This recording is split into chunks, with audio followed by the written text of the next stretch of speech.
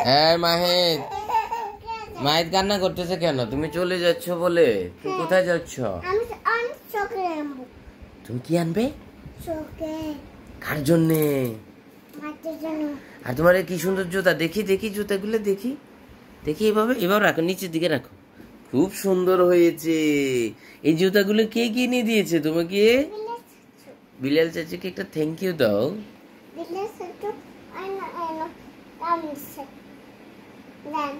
যায়নি?